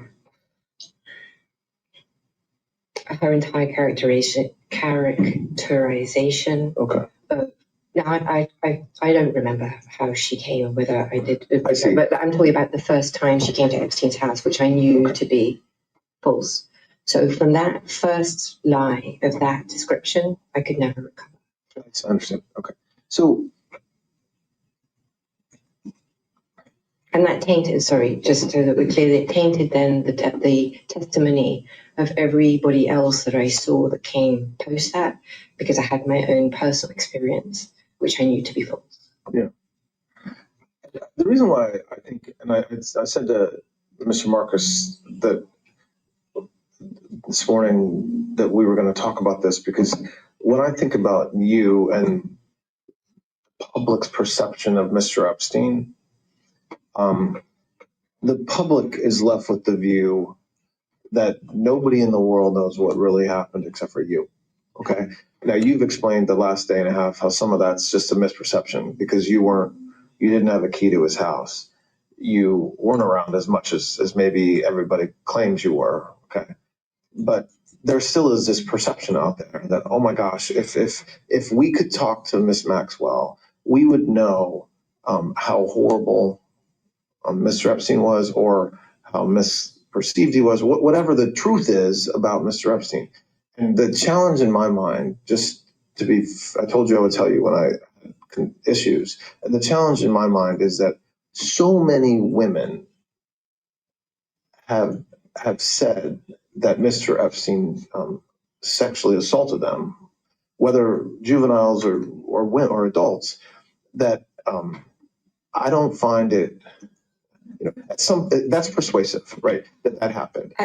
Okay, so if that's persuasive, then, and I think it's beyond contestation that he preferred younger women, and it's also beyond, I think, at this point, there were certainly circumstances that underage women. Well, I don't want to say that you agree with me on that. I certainly believe that there were younger age women that were abused by him. Okay. And so the layer that I really want to have a frank discussion about is some of these women have said, oh yes, Ms. Maxwell was there, to varying degrees. She saw me there. The door was open when I was there, and then much more egregious, right? That you participated and that you were part of it. And so what I really want you to have an opportunity to say to us is where on the spectrum the truth is, whether it's somewhere in the middle, whether it's one extreme or another extreme. Understanding, in my mind, I'm talking about 1994, 5 to whenever, late 90s, early 2000s. And let me just interrupt. And all I would say is we're not here to say anything one way or the other about Epstein. I agree with you that the evidence is overwhelming against him, and he's his own person and has to deal with that. But Ghislaine can speak about what she knows, yes, and from her point of view and what she did, and that's what you can talk about, Ghislaine. Okay. So I think it's helpful to put this on the time on the calendar, because I think without that we're lost. So I would say we'll go from the beginning. 91, no. 2, no. 3, no. 4, no. 5, no. 6. Now, in that time frame, you have the allegations of Jane, who I dispute. I don't think he met her till she was Let's not talk about Oh, individuals. no, I'm just saying. Yeah, I'm Yeah, with but there's only, so in that time period, I'm only aware of her. I'm Okay. aware of a girl who said, but, and those, I don't know of any others, and if there are other people who are making allegations about it, I'm not actually aware of them. I may have read them but I don't know. So I think in the early 90s period, I think I'm fairly confident, and I can say that at least as characterized, it's just false. It's just, it didn't happen as said. Now, did it happen? Did he involve himself? I knew about Jane because I saw her come to the house, but I saw her with her mother. I know that her allegations are that there were orgies, for instance, but the people that she suggests were in her orgies didn't even work for Epstein until 98 or 99. Did he do orgies with those people and her? I don't know anybody who was there who said that they did. I certainly didn't see it, so I can't say that. Did she do it with someone else? I don't know. The stories really start, the allegations really begin with, and I think that you have to shift his behavior, such as it was. There was one in California who made an allegation. There was a woman who said that I didn't know about. So I think I would call her the first person. I'd be aware of him using his position to. Sorry to interrupt you, but I just want to. I don't want to have you. I don't think it's helpful for us to have you kind of address each allegation. Okay. I want you to clear your mind and just tell the truth about it. So I'm not saying you're not telling the truth. I'm saying just putting aside what other people have said or what their lawyers have said or what they testified to or, the rumors in the press, push those aside. You were there. And so when you go back to that time period, 92, 93, 99, 2000, 2001, during that time period, what did you see when it comes to young women and massages? All right, so I saw him receive massages. He had regular masseuses in the 90s, people who were standard and who traveled with him, and I saw that. He was living in that Iranian house, and now that I look back, I didn't stay there, but I would go to manage the house. I would see women, models, or people that he would have come to the house. I know that I thought that he was with Eva still, but that's what I believed. And then subsequently believed that even though she married him, I actually subsequently believed that the baby that she had was his. Can I interrupt for 1 second? Yeah, of course. Can I just ask some basic top line questions? Yes. Were you ever in a massage room with him and a masseuse? Yes. Okay. When was that? Well, he would come in sometimes and he would say, give her a massage here, or he would grab my, but not often. I mean, he did come in from time to time. Were you ever in a massage room with him with a masseuse that was naked or giving him any sexual favors? I never saw that. I remember. Did any of the masseuses ever discuss with you giving that they gave sexual favors to Epstein? No. Did you ever see an underage girl go into a massage room with Mr. Epstein? No.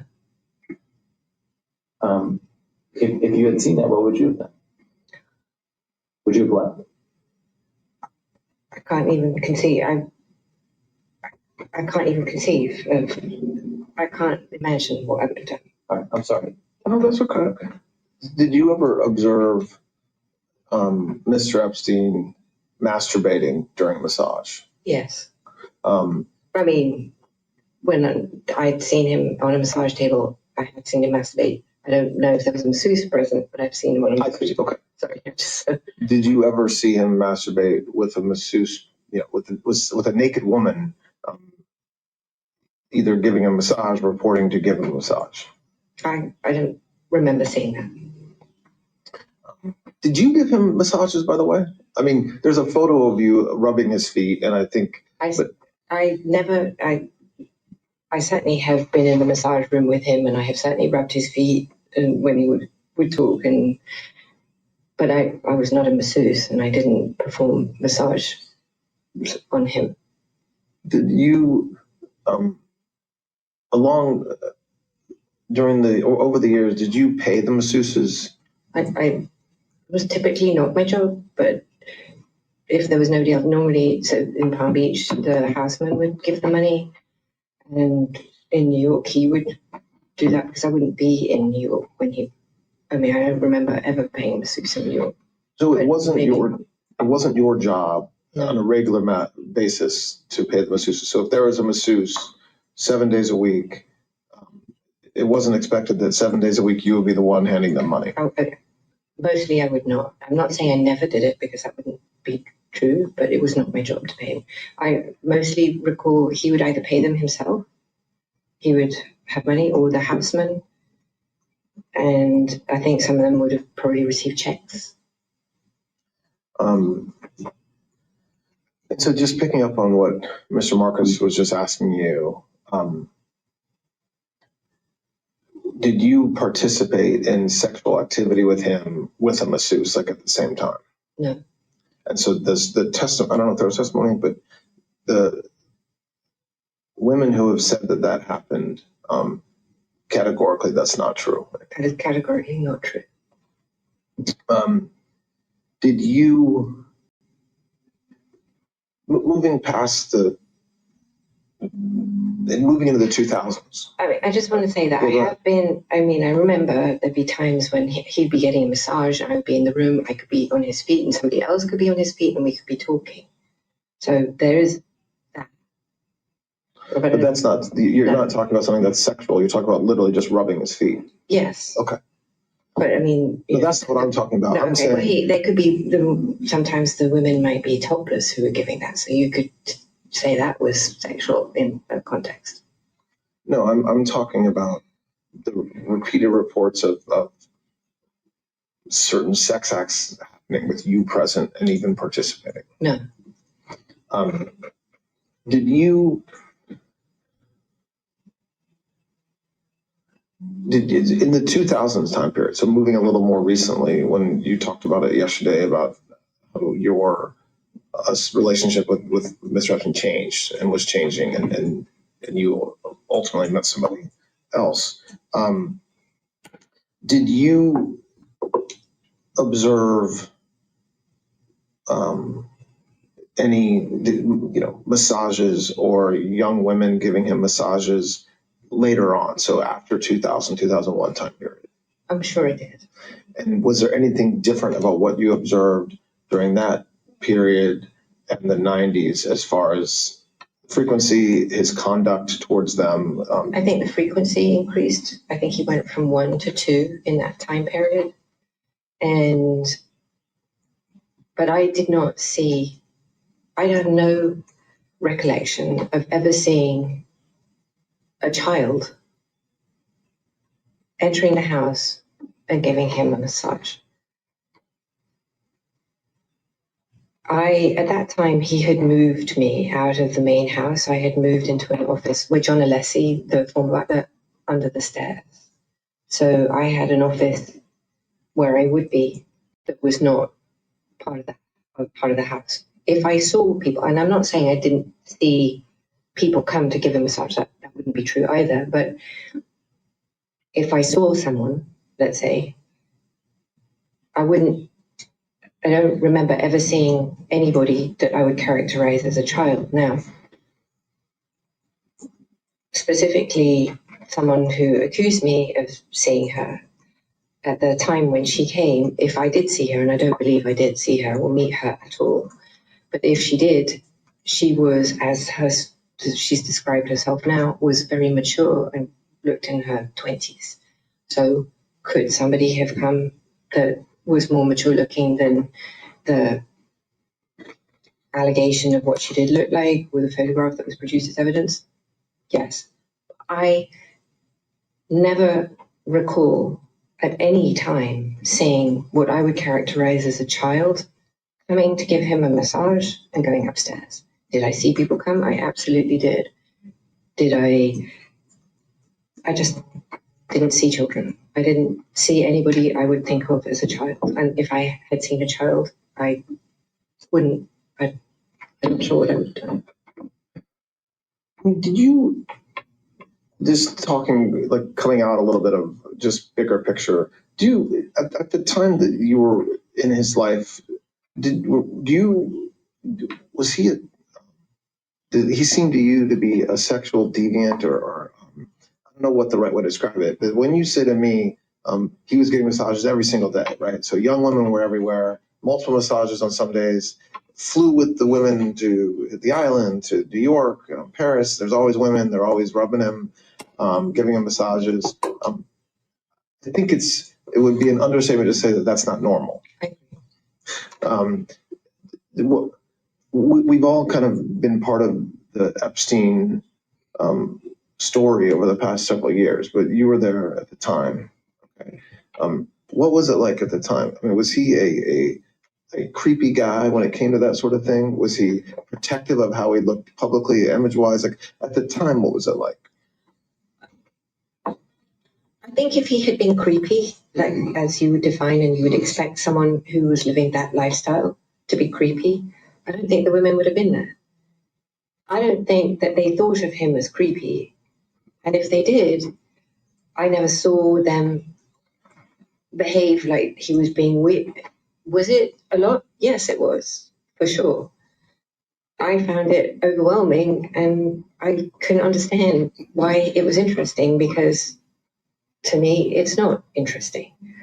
But he, as he defined it, he found it invigorating. He liked being with younger people. And now, not just younger people, I'm just saying because they gave him ideas and they were up to date on music. And yeah, but that's like I'm just saying, I'm just telling you what he was saying. Yeah. I mean, to me, I just found it a drag and difficult and annoying. Did you But understand, I wasn't the only person present. So this time in the 2000s, you're talking about other people like Sarah Cullen, who was around, who interfaced with him. I didn't have to. She was really interfacing with Epstein at this point in time in his life. She was running his. She was his assistant, and so I didn't have to. That's a fair point. But move beyond his assistants or the folks that work with him. What about his friends and the people that were associated with him?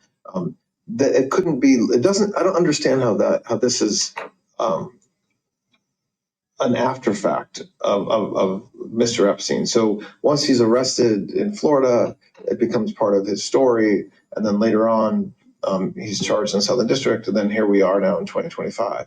But he was a very successful, hardworking guy, and he had a lot of clients, and he flew with them on vacations and went to the island.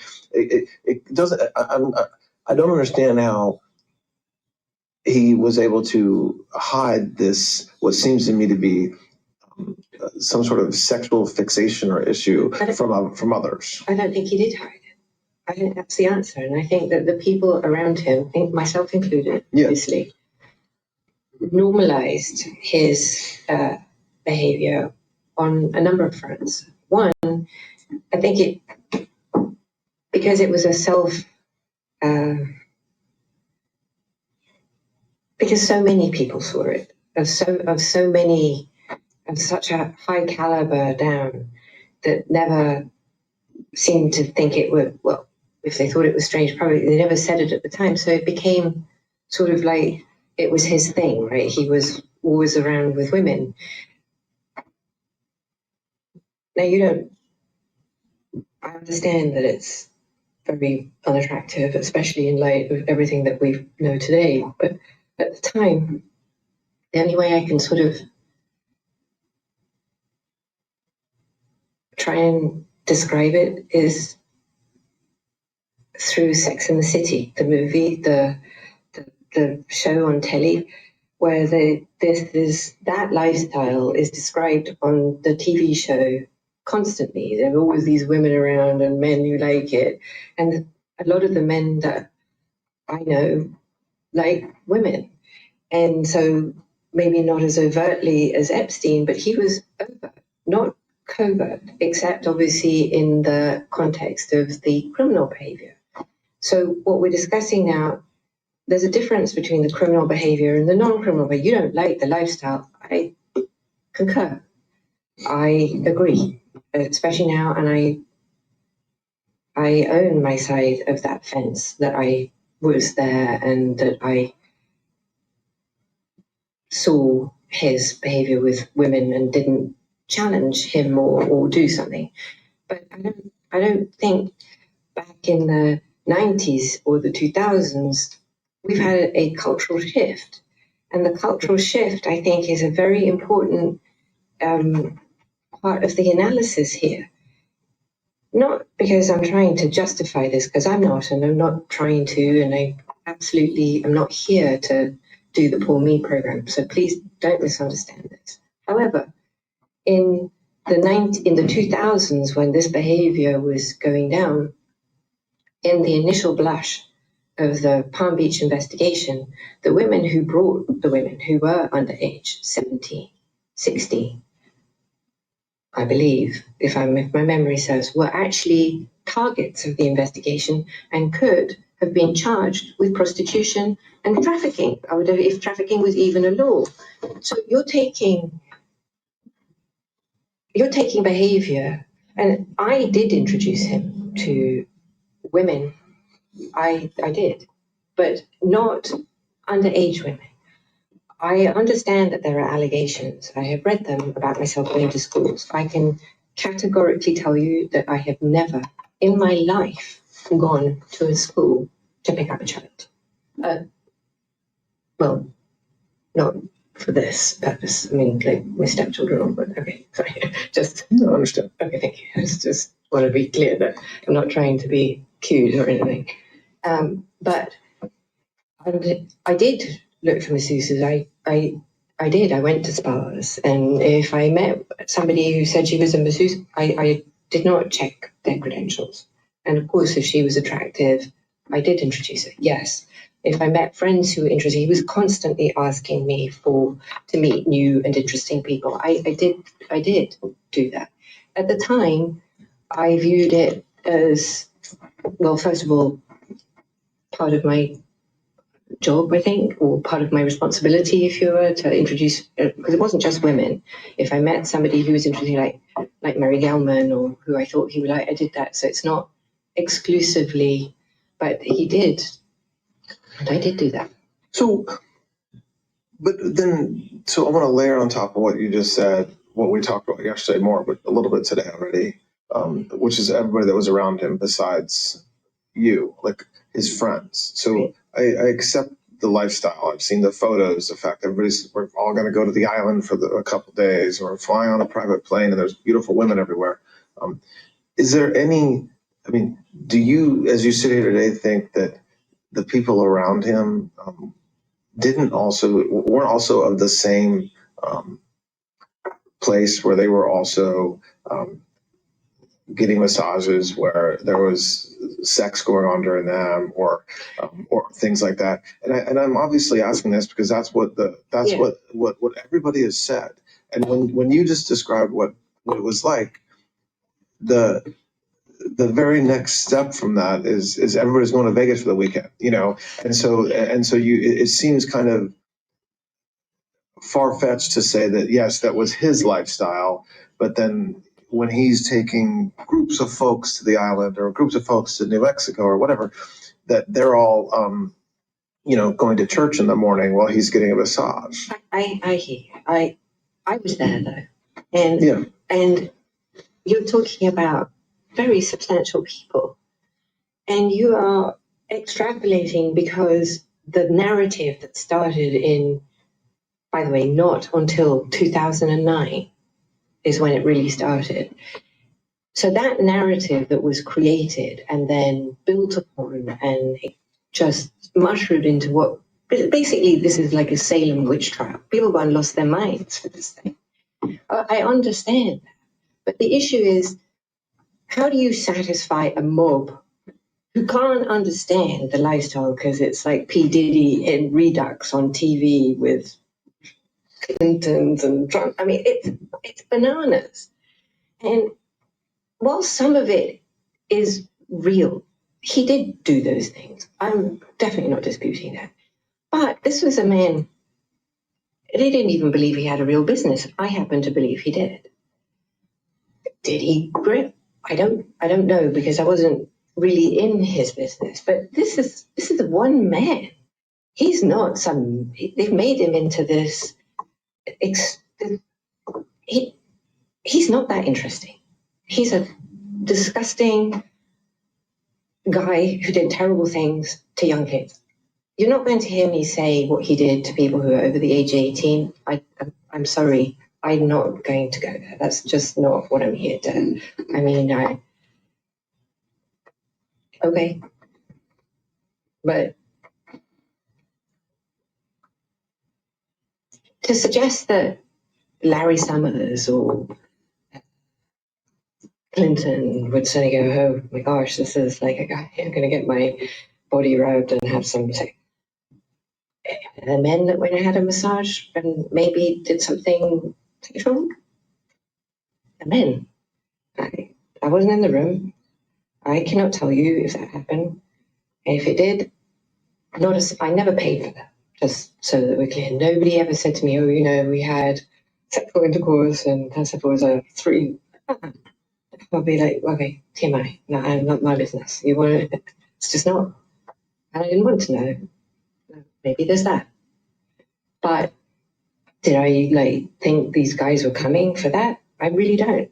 If you met Epstein, there is no way that this cast of characters, of which it's extraordinary, some of you in your cabinet who you value as your co-workers and would be with him if he was a creep or because they wanted sexual favors.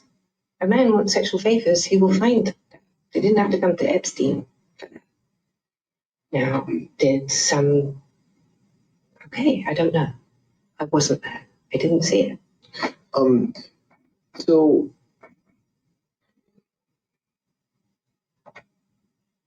when's the last time you think you were with Mr. Epstein when he got a massage? I want to say 2007. 2007? Yes. And the frequency at that point, so 2007, is that when it was at its peak, would you say? Meaning the number of interactions he was having daily with women and masseuses? I wasn't really in his life. I happened to be in the Caribbean in 2000. I was with Ted. And I was still speaking with Epstein because I was still involved in his, loosely with his houses and the staff from the billing. And I was going back from being with Ted in the Caribbean to New York, and Epstein offered me a ride. And so Ted dropped me off in St. Thomas, and I was on the island, I believe, for 1 day and 1 night only. On that visit, I believe, well, I know we would have got a massage, but I have, there were people there, but I did not, there were women, and I was just relieved not to be leaving the next day. Let's take a break. We're going to take a break. The time is 11:31. We are resuming the audio recorded proffer agreement with Ms. Maxwell, and the time is 11:49 a.m. All right. I wanted to follow up about former President Clinton's relationship with Mr. Epstein, not you. Can you, we touched on it, but can you just set I have a couple questions about it, but what's your understanding of their relationship from what you observed? Meaning former President Clinton and Mr. Epstein. I saw them talk. I saw them sit down and have chats about, I don't know, because I wasn't either party or didn't listen. And I know, I would characterize, originally anyway, Mr. Epstein's interested in because obviously he's the former president. But I never saw him, other than that, I saw them be friendly on the plane, but I don't recollect anyway, ever seeing them in any other context. I don't remember him at his house in New York. Like I said, I don't believe he ever went to the island. I think that was just a story that did. Do you know one way or the other whether their relationship continued without you? Like when you kind of moved on past Mr. Epstein? I don't believe so. Why do you say that? You don't believe it? Because I don't think they had a relationship even when I worked there. President Clinton liked me, and we got along terribly well. But I never saw that warmth or that warmth, like, or however you want to characterize it, with Mr. Epstein and Mr. Clinton. So I didn't see that. I didn't see any interest I didn't see President Clinton being interested in Epstein. He was just a rich guy with a plane. When the Southern District of New York case kind of became public and there was a search warrant of Mr. Epstein's house, there was some sort of painting or picture of Mr. Clinton and like a blue dress that had been signed. Do you know where he got that picture? So first I saw it was in the press. So you never observed that in his No. brownstone? No. I thought it was hideous. What's that again? I thought it was hideous. But you had never, so you don't know, sitting here today, where Mr. Epstein got it, No. or the circumstance in which he got it. No. Do you know of any other gifts or paraphernalia or art or pictures that former President Clinton gave to Mr. Epstein?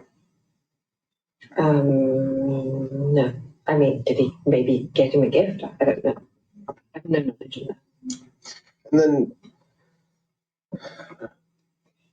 going back to the topic we were talking about before our last break. Well, when you said something yesterday at the very beginning of our conversation, that when you first met Mr. Epstein and you ultimately had sex with him, that he had, I'll use the word erectile dysfunction, but he had issues having sex.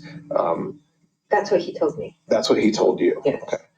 And then over the years, you said sometime in the 90s, you started taking testosterone. Yes. But I don't know if it was in the 90s. I don't remember when he started, but it wasn't, he had patches, testosterone patches. Okay. Dermal. Like on his arm. Yes. Okay. And then he was ridiculous because you shouldn't take more than one, but sometimes he had, like, well, I'm like, what are you doing? It's like, unhealthy. Okay. From what you observed or saw or heard, did he continue to have challenges sexually over the years, or do you think that whatever issue he told you he had was fixed? I think it was a lie.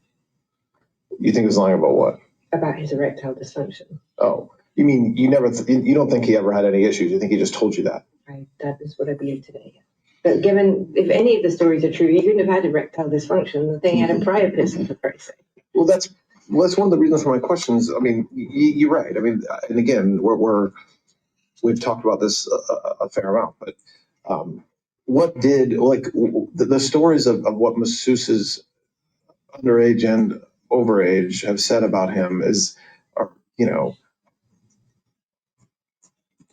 and what he liked and what he demanded that they do, whether it's watching him masturbate or pinching his nipples, kind of things that are unusual.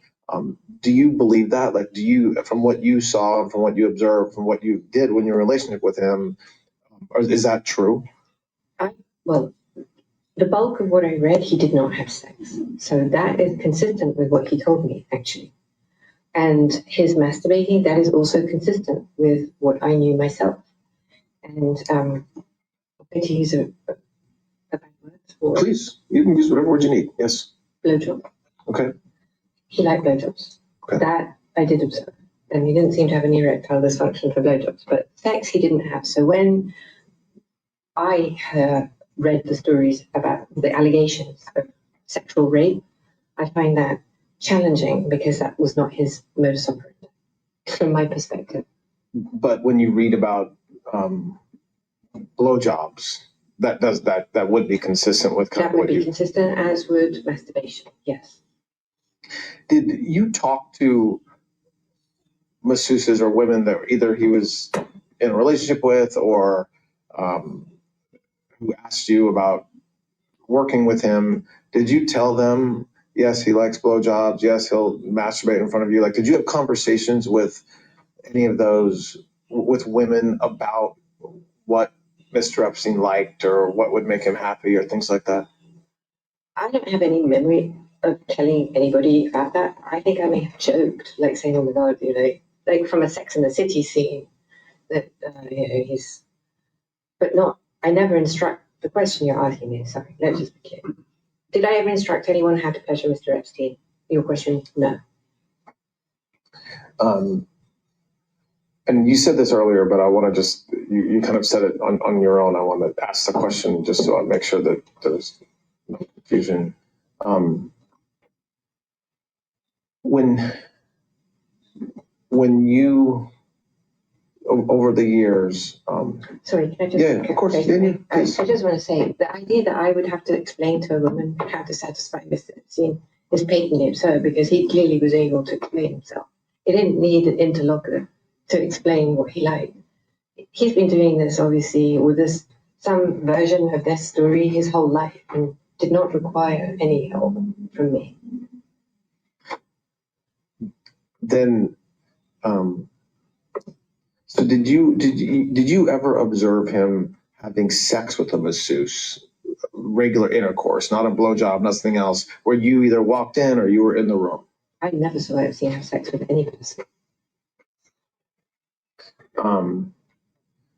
And so how about oral sex? Did you ever observe a woman giving him oral sex, whether you were in the room or walked in or? I never saw anyone give Epstein a blowjob. But you said earlier you did see him masturbating in front of masseuses. I don't know if I said that. I don't know. Okay, sorry. I don't want. Let me ask the question. Sorry. Well, sure. No, that's fair. That's fair. I said I saw him. I'm sure I saw him in what some people could define as sexual context. Because somebody could not have their clothes, or topless, I would say maybe. I could say that. If I saw him having masturbating when someone was at, I don't recall that. I don't have a specific memory. I'm sorry, but no, I'm not. Okay. I didn't say that. Okay, I don't understand. That's fair. Sorry, I'm not. That's okay. Surely not trying to put words in your mouth. That's absolutely not. So, and you said, I think in passing, maybe not in passing, about whether other people who travel with him would get massages, or so that would. When I say that, I'm referring mostly to the island or potentially New Mexico, but also at his Palm Beach residence or even in New York. Do you know? Do you have a list of names in your head or names that come to mind of people that you know did get massages when they were with Mr. Epstein? No, there's no list. There's no list of people getting massages. I don't have. I can barely recall all the people. I can barely recall. I struggle to recall actual people that I met, and I may have met a long time, but I had even forgotten that about Mr. Kennedy, or I already brought it up yesterday. It just came to my mind now. So I don't have, and there's no list. There was never a list. There was no, or certainly none that I ever saw, none I ever heard of, none that I ever witnessed, none that there's no list. There's never been a list. And you never heard Mr. Epstein talk about such a list? Never. You never heard Mr. Epstein suggest that he had some sort of control over somebody because of what he knew about what they had done, or photos of him? I never heard him. No, I never heard him ask questions about them. I never heard him. So I've been present many times with masseuses. I never, who presumably could or maybe did massage somebody. I'm not saying whether they did. I'm just in the context. I never heard him ask any question of any masseuse who may have given a massage to a friend who was on the island or in Palm Beach or anywhere else for that, any details about that massage. Like, does he have a funky foot? No, and I never heard that. Weird. And I think at one of the breaks today, your lawyer may have showed you something that just came out in the paper, I think this morning or last night, a letter that that is attributed to you, associated with this birthday book from 2003 that we talked about yesterday. Did you see that letter? I did. Is that, in fact, it just look like your handwriting or something you wrote? So I don't remember the letter. Okay. But it does look like my handwriting, and it does look like my name, and it looks like it could be real, but I have no memory of writing that, and I don't remember it at all. Do you remember what the birthday book, as they're calling it, what it looked like how it was put together? I do. What do you remember about it? I remember it was leather bound. I remember it being about yay big. It was big. So you're saying it looks like it's like over 12 inches, 14, 15 inches? Yes, it was like sort of like folio size, I guess, or something like that. And like this. And it was brown and thick, about this thick. Okay. And so just so I understand. On heavy stock paper. Heavy stock paper, like 14 inches high. That looks about right. And then around like. Well, A4's okay. We had A4 because it was done on heavy stock paper. But I can't remember if it was folio size paper or it could have just been A4. Oh, I see. So it could have just been letter size or it might have been legal size. Yes. Heavy stock paper. Yes. And the folks that submitted letters were given the stock paper, or how were the letters? Did you like glue or something the letters to the stock paper? Every which way. Some were given the paper and they did their own thing. Some would send me some scrap of paper and I would put it on the thing. Some I didn't get because they went straight to Epstein and I was just told to put them in, like I said. And how was it bound? It went to a professional binder who did it like a book that you'd see in the library. So like the glue that keeps a regular book, a novel that you would read together, it was bound that way? I believe so. I don't think it was stitched, but I don't remember. I mean, it was professionally done by a professional bookbinder. And then after you presented it, or after it was presented to him when he turned 50, did you see the leather-bound book? Did he keep it somewhere in particular? It was in his bookcase in 71st Street. In Manhattan? In Manhattan. And did you see it over the years until you stopped going to the brownstone? I saw it. I know I did see it because it was right behind his desk. And after I stopped going, I don't know what happened. Do you remember being told or knowing where the book is now? No, but when I received in discovery those pages, I assumed that it had been found when either New York or the island was searched, and I assumed that the Southern District of New York had it. But I think you said yesterday, but just to go over it again in case you remember anything differently, you recall seeing some of the letters in discovery. I do. But you don't recall kind of seeing the leather book start to finish. No, but remember, I didn't see all discovery because they were very clever about, I didn't receive all discovery, period. And in fact, very important items were not given to me at all, including witness testimony from grand jury. So you don't know one way or the other whether it was part of discovery. You just know that you didn't get it. It wasn't part of discovery that was given to you. Correct. But I'm absolutely sure that the Southern District of New York hid very important pieces of evidence from me. Okay. And I assumed that they leaked it, because where else would it be? If that's what it is, if it's true. Okay. So I'll say it to you as I talked a little bit more about it. I said to you yesterday that the purpose of what we did yesterday and today was exactly what we did, which is to have a conversation about Mr. Epstein and about you. And I think it's very challenging to talk about everything we talked about in, 1.5 days or in just a period of hours. So I'll talk to Mr. Marcus about kind of what we're going to do next, if anything.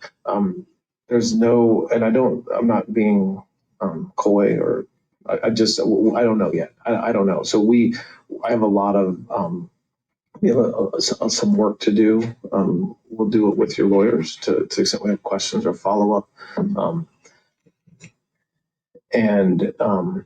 This has been very helpful. I think it was you who kind of said you wanted to talk, but we gladly accept it. So I do appreciate you being willing to meet with us, and I expect that we'll be in touch soon. All right. This concludes the recorded proffer interview of Ms. Maxwell. The time is 12:05 p.m. on Friday, July 25th.